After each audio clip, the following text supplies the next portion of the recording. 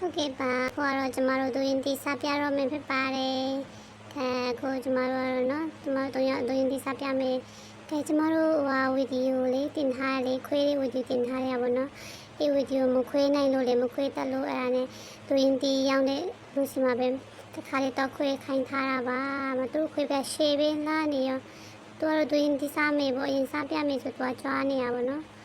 ဟိုတယောက်အေးမတယောက်တော့လှုပ်ပြီးသူအားရပါရနဲ့လည်းလှုပ်ပြီးတော့သူစားမယ်ပေါ့အေးဟုတ်ပြီ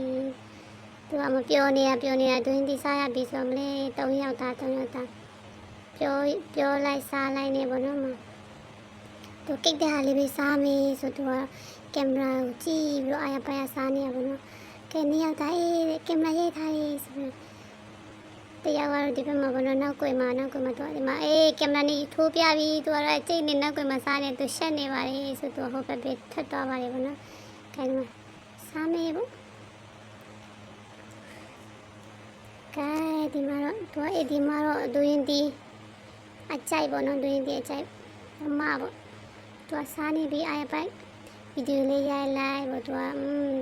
ဒီမှာကြည့်ဒူရင်တီဒီမှာလည်းရှိသေးတယ်ဆိုတော့ဟိုဘက်ဒီဘက်လေးပြနေရပါတော့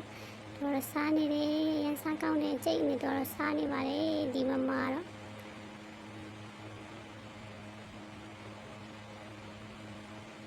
ော့စားပြီးတော့ကျွန်တော်နောက်တစ်လုံးရှိသေးတယ်သူကထုတ်ပြခဲ့နောက်တစ်လုံးမှာ